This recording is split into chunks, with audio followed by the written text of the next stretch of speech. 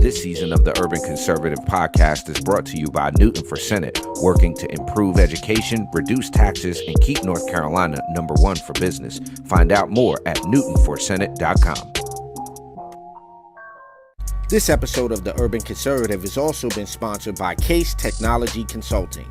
Help your business get value out of its data and become more efficient and streamlined. Case Technology Consulting. Check out the link in the description.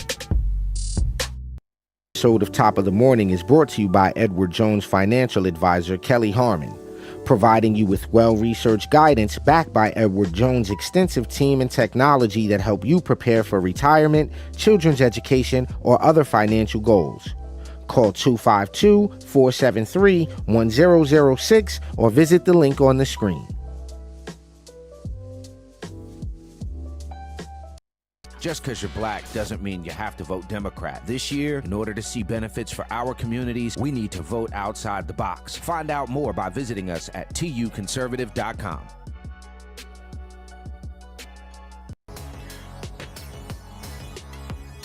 What up, ladies and gentlemen? Top of the morning. How are you doing? I hope you have had a wonderful weekend. You are checking out the best 30-minute morning show on the planet. I'm your host, Addul Ali. Thank you so much for supporting us here at the Urban Conservative. If you haven't done so already, need you to jump over to tuconservative.com.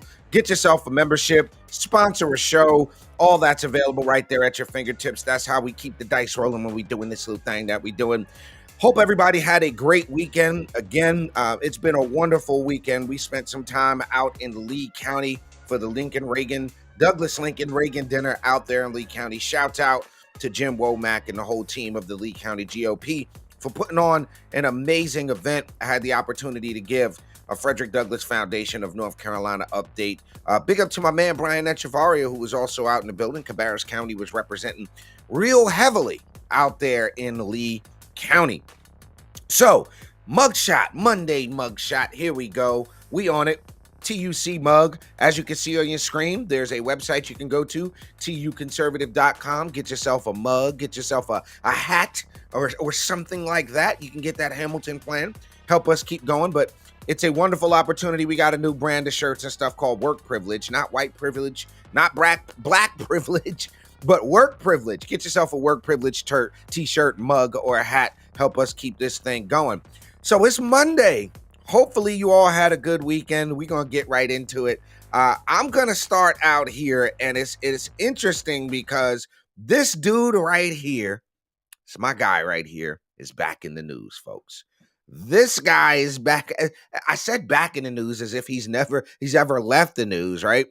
But Trump right now, as a result of being exonerated in the Georgia election tampering case, has skyrocketed, has crushed it. He's crushing either Biden or Harris. He's also doubled up now on DeSantis for the Republican nomination, sitting at 46% to 23%. After President Trump was officially cleared of those charges, they looked at the last 5 polls to see if the news might have affected the pre-election polling numbers. The latest Harvard-Harris poll shows Donald Trump not only doubling Florida Governor Ron DeSantis, polling numbers are 46 to 23, but it also shows that if the election were to happen today, Trump would easily beat either Joe Biden or Kamala Harris. They're showing in this Harris-Harvard poll, Biden would lose by 5%, Harris by 10%. They didn't stop there, though. The next poll was done by Reuters. It was to take a look at 2 of the Reuters poll instead of 1. The first poll had Trump against Biden alone. The second had Trump running against Biden and Liz Cheney. As you might expect, Liz Cheney only got like 15% of the vote in that contest. Cheney snarfed a mere 3%. It looks like this, folks. I don't see at this point who is going to come up and beat Donald Trump at this point. I don't think it's going to be Nikki Haley. I don't see that happening. I like Nikki Haley. I think she did great as the governor in South Carolina. I didn't work and live in South Carolina, so I can't say what it's like to live under a Nikki Haley administration. But I just don't see her with the panache, and I think once Trump actually goes on the attack against her, and it's not going to end well. But I think that this also should send a message to Ron DeSantis. So, I've talked to a lot of folks, y'all, and I think people are wanting to see Trump and DeSantis work together in some capacity. Now, here's my thing. I don't think DeSantis has it in him to be the number 2 guy right now. After you're the governor for a while, I just don't see him having the internal fortitude to be the number 2 guy. And I mean, I'm a Trump guy. I like Trump, but let's be honest. What's his name? Pence got a raw deal after after certifying the 2020 election. Pence got a raw deal. I don't think it's that easy. It's going to be that easy for anybody to be Donald Trump's number 2. But the list is getting short. We're hearing Marjorie Taylor Greene is in that list. I've heard Liz Cheney's name get thrown around in that list, and then obviously Ron DeSantis. So we'll see how that pans out. But again, looking at these polling numbers, your man Donald to the Trisnump is leading Governor DeSantis by double digits. So we got to see. Now, there's some people that are going to say you got to take the polls with a grain of salt, right? The people know what the polls are saying. The people, how accurate are these polls, blah, blah, blah, blah, blah. I think that there's some value in polling now, and I'm going to tell you why, because I have actually met people who conduct polls. I actually have met them. And some of these polls, depending on how it's done, they're either talking to likely registered Republican voters or likely Democrat voters, and some mix therein. And we found that even here in North Carolina, the numbers are relatively close. I got to give a big shout out to our good friends over at the NC Values Coalition for their work and their polling and all that kind of thing. But look, if Trump wins, which it's kind of looking like, unless there's some Republican we don't know about, and I'm trying to think, and maybe Rye, you can put it in the chat here. Is there another Republican other than DeSantis that could pull this off? Maybe Tim Scott in South Carolina. I could see Tim Scott. Now, does Tim Scott actually, and y'all can get in the comments and let us know about this, does Tim Scott actually have the presidential vibe? I mean, like, does he give off the commander-in-chief vibe that we need to have from our president? I don't know that he actually has that vibe. I'm not there with it. But I think we'll see this shortly. I think the window is closing on DeSantis's opportunity to announce. I think if he's going to run for president, he'd better announce it in the next couple of weeks, because the field is going to get thicker and thicker. And then on the Democrat side, I'm hearing Raphael Warnock as a Democrat candidate for president. I thought he was an atrocious candidate for Senate. Just so happens, the voters in Georgia, I don't know, for some reason or another, just decided to let's put the worst possible guy back in there. But that's a conversation for another day. But again, Trump is ahead in the polls, Harris Houston polls, Reuters polls. It's looking like Trump has got a double-digit lead on DeSantis. It's looking like if the race were today, Trump would beat both Joe Biden and he would beat Kamala Harris, which I'm not surprised about. Like, anybody could beat Kamala Harris. I don't even think she should enter into the race. I couldn't imagine. I'm not going to say that because there's so many celebrities that were like, if she wins, I'm leaving the country. I ain't going nowhere. I've been to a couple of other countries. I ain't going nowhere. Speaking of going somewhere, we're going to take a quick commercial break. Don't go nowhere. We're going to talk about something very interesting on the comeback. Be right back. Don't go nowhere.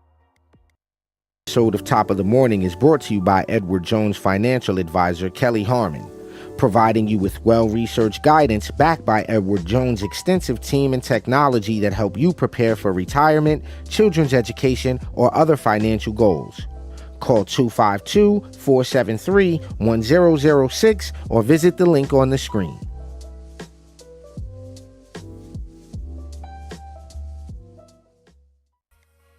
Welcome back to Top of the Morning, ladies and gentlemen. I'm your host, Addul Ali. Thanks so much for being with us. Next thing we're going to talk about this morning, are schools actually grooming children? I mean, seriously, looking at this picture on your screen, you see this picture on your screen where it says Black Trans Lives Matter, okay? There's something being done called Queering Black History. This is happening in San Diego, okay? San Diego schools push race and gender theory. The San Diego Unified School District is combining critical race theory and gender theory with a document discussing queering Black history. the California School District created a document titled February is Black History Month, which includes critical race theory resources aimed at students in elementary, middle, and high school.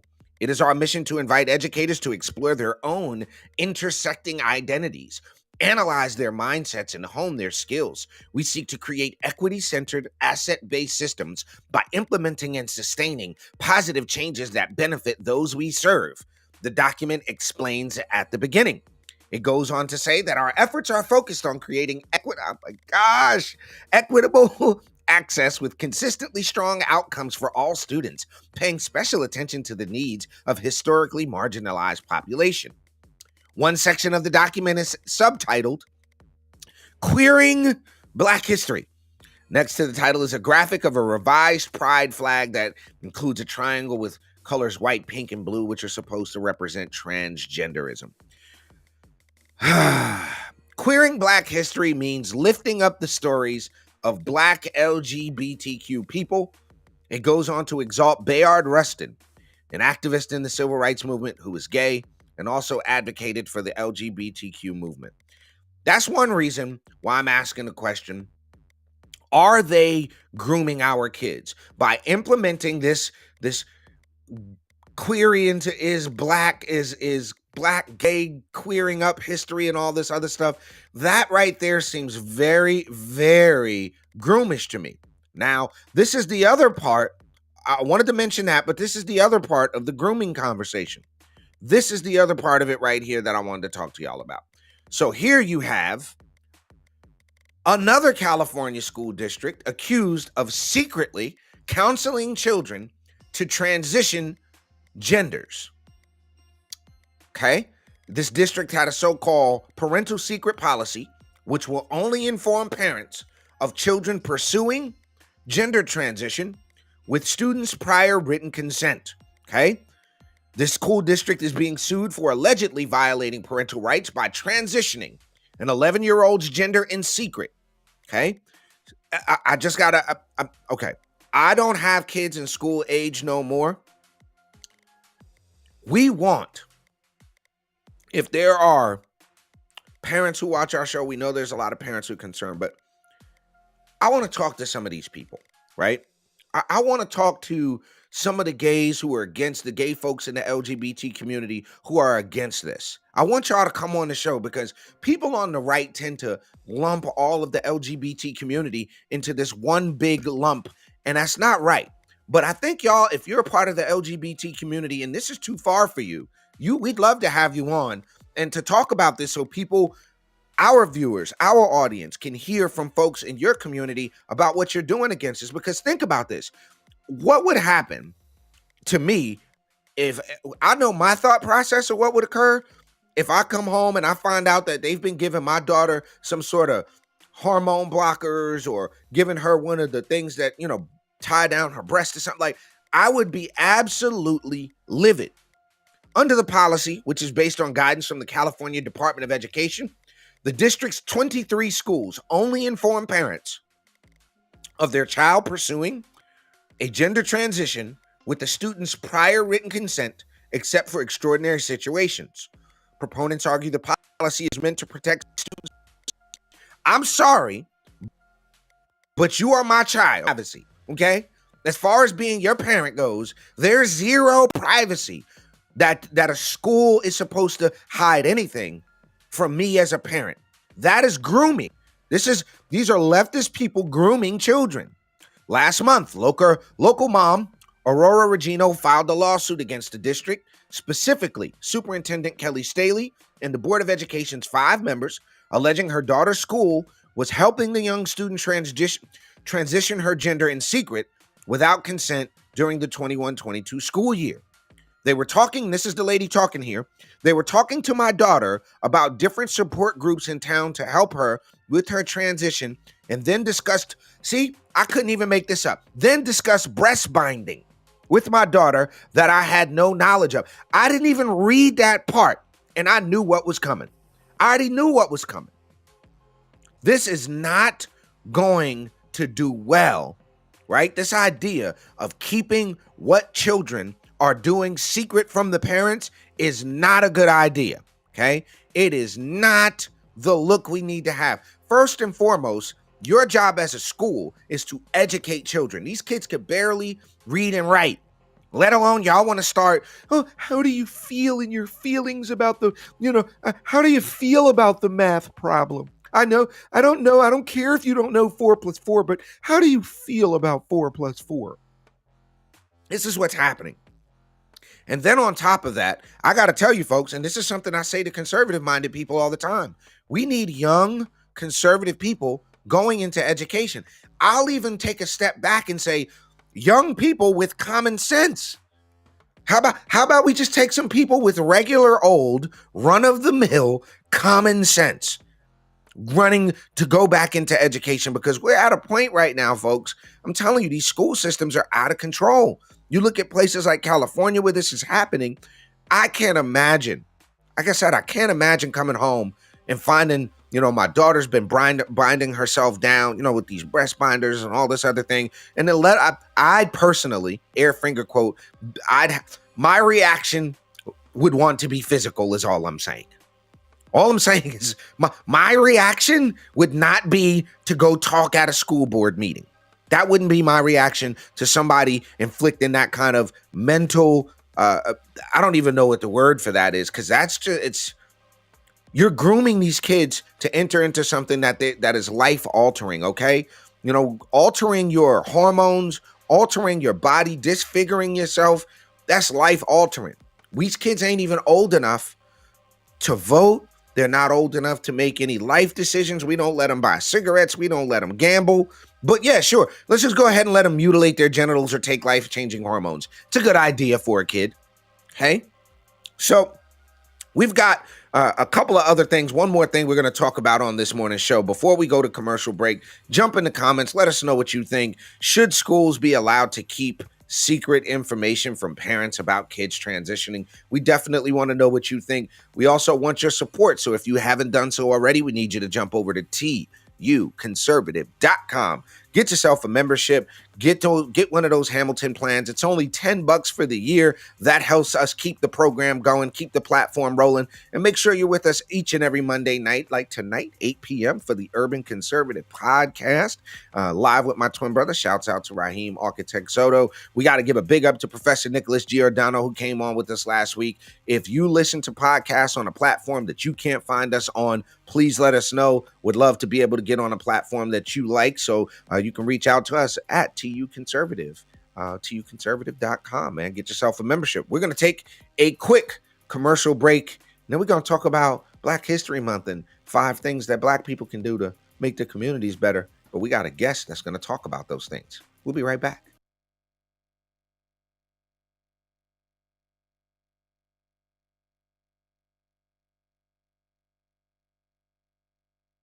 This season of the Urban Conservative Podcast is brought to you by Newton for Senate, working to improve education, reduce taxes, and keep North Carolina #1 for business. Find out more at newtonforsenate.com. This episode of the Urban Conservative has also been sponsored by Case Technology Consulting.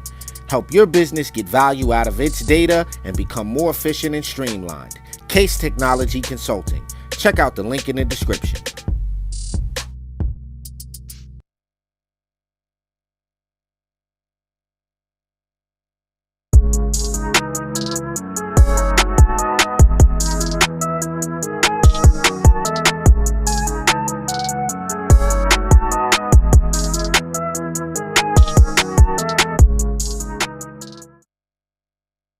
Welcome back to Top of the Morning, ladies and gentlemen. You're checking out the best 30-minute morning show on the planet. I am your host, Addul Ali. Thank you so much for being with us on this glorious and wonderful Monday morning. If you didn't know, Joe Biden is still the worst president in U.S. history. There's no doubt about that. And as we are in Black History Month, it's important that we talk a little bit about the Black community. And I got a special guest with us on the show this morning. He's not physically on the show this morning, but I want y'all to take a look at Don Lemon here. Don Lemon says there are 5 things Black people can do to improve their communities. Let's see if we agree with good old Don Lemon. Because black people, if you really want to fix the problem, here's just 5 things that you should think about doing. Here's number 5. And if this doesn't apply to you, if you're not doing this, then it doesn't apply to you. I'm not talking about it. Here's number 5. Pull up your pants. Oh, snap. I agree with Don Lemon. Pull up your pants, bro. Pull them up. Walking around with your ass and your underwear showing is not okay. In fact, it comes from prison when they take away belts, prisoners, so that they can't make a win. And then it evolved to which role a prisoner would have during male-on-male prison sex. The one with the really low pants is a submissive one. I have to agree with Don, bro. We need to do a better job. Pull your pants up. Great. My point? Okay, Don. Number 4 now. He would know who's the submissive one. He would know. By promoting the use of that word when it's not germane to the conversation, have you ever considered that you may just be perpetuating the stereotype the massa intended, acting like a nigger? Now, number 3. All right. Respect where you live. All right, yo, I have to agree with the. Okay, so far he's batting 3 out of 2 to 3 out of 3. Pull your daggone pants up. Okay, nobody want to see your butt cheeks. Let's ease up on the use of the N-word. Everybody flies N-words around, and I guess it's okay. I get it. I get the, oh, but we own the word now, but I get that. He's right. Pick up trash. Start small by not dropping trash, littering in your own communities. I've lived in several predominantly white neighborhoods in my life. No. And I rarely, if ever, witness people littering. I live in Harlem now. It's an historically black neighborhood. Every single day I see adults and children dropping their trash on the ground when a garbage can is just feet away.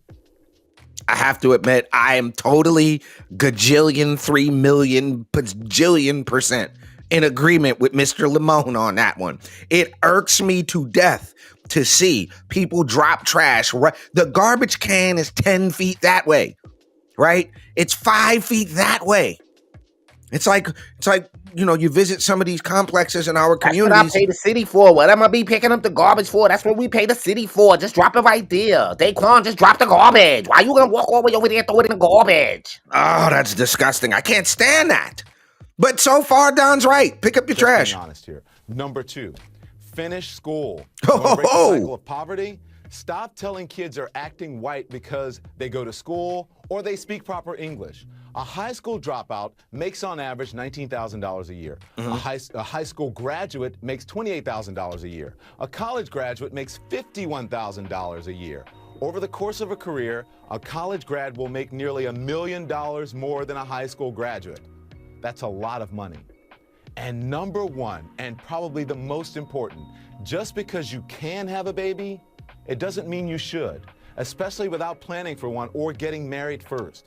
More than 72% of children in the African American community are born out of wedlock. That means absent fathers. And the studies show that lack of a male role model is an express train right to prison. And the cycle continues. Because black people. All right. So at this point, I am shocked. This is Don Limone from 3-4 years ago. Think about what all the things, if he could say those things today. He's so far, the wokeism has gotten him so far over there. He wouldn't dare say any of those things today. But here's the problem, folks. Don is right on all points. He's right, correct on all points. First things first, pull your pants up, man. Right? That's young men. Nobody wants to see your booty cheeks in the Starbucks. You know what I'm saying? I get that you paid for an expensive belt, wear a smaller shirt. And I can't even get past this idea of buying a belt to sag your pants to have to hold. I can't get, it just never made sense to me. And then this whole idea about the family. Now, I'm not going to be judgmental of Don Limone and the fact that he's not married to a woman and that he, you know, they're not going to be able to produce children. But the fact of the matter is, he is absolutely correct, ladies and gentlemen. Families are the real building block of our country, of our nation, of Western society. The building block is the family unit. And without complete families, we're going to keep seeing the problems that we have, the societal issues. We talk about the effeminization of men, the masculinization of women. We talk about all of these things, but it all stems from a lack of strong family structures and family units. I thought I would never see the day that I agree with Don Limone. But ladies and gentlemen, Don is 1,000% correct. We need to not only make sure we're getting our young people to complete high school, but this, you got to send people to college thing. Like you just got to go to college, man. Do you know how much money welders make, pipe fitters make, plumbers and electricians? Do you know we have a pilot shortage right now? We need doctors, we need lawyers, we need all these people, but there's nothing wrong with the trade. There's nothing wrong with becoming an HVAC guy. There's nothing wrong with becoming a plumber or a pipe fitter. I found out the starting salary for an apprentice welder is right around 40 grand a year. So think about that. You're a 21, 22-year-old guy not really wanting to go to a 4-year college. You could go down to the local community college in most places. They've got a welding program. You spend a couple of $100. They give you your first, your welding mask and all of that. I know we helped put together a welding program in Cabarrus County some years back, and it was a success. People took advantage of it. But there's so many opportunities, and I'm talking about this from the perspective of it being Black History Month. And we always hear, oh, our communities are this, our communities are that. Well, the same people complaining about the condition of the community are the ones that are throwing the daggone trash out the window. The same ones that are complaining about the condition of the community are the ones that are not doing the things that are necessary to make the community better. And then they treat people who do want to make the community better as if they're somehow sucking up the white folk or what they call white supremacists and blackface kind of thing. And that speaks to a bigger problem and something that we're going to be working on here in the Urban Conservative, which is uncovering some of this corruption that's happening, not just in North Carolina, not just in New York, but across the country. And when we talk about this corruption, we're talking about people who are knowingly underinforming, misinforming, or not informing at all these communities, these minority communities that in other conditions and with given the right information would make better decisions. You look at, there's certain places in this country that Democrats are in control of that used to be great places to live, and now the crime's going up. The conditions of the community are getting worse. As you look at, I'll just use Charlotte as a prime example, man. You go right downtown Charlotte, you can see it, man. I don't want to call them bums, but there's, homeless people and vagabonds and vagrants or whatever you want to call them on every corner. You can't tell me city council people don't drive by that every day. You can't tell me that the crime, there's little towns in North Carolina where the crime rates are going up. They call the daggone city, for lack of a better way to put it. I saw an interview the other day. They call it Murder Mount. A little town called Rocky Mount. They call it Murder Mount. And this is under the Democrats' watch. This is under the left's watch. And more often than not, under the watch of Black elected officials. So I agree with Don Lemon. He's absolutely right on those 5 things. We are definitely going to see you all tonight for the Urban Conservative podcast at 8 p.m. right here on the Urban Conservative with me and my twin brother, Raheem, the architect Soto. So again, we appreciate y'all being with us here for the best 30-minute morning show on the planet, top of the morning. Thank you so much for joining us. We'll see you guys tonight and then bright and early. And I got a special announcement coming. So if you're following me on Facebook, stay tuned, North Carolina. We got a special announcement coming. Y'all have a good day. We'll see you later. Peace. This episode of Top of the Morning is brought to you by Edward Jones financial advisor Kelly Harmon, providing you with well-researched guidance backed by Edward Jones' extensive team and technology that help you prepare for retirement, children's education, or other financial goals. Call 252-473-1006 or visit the link on the screen.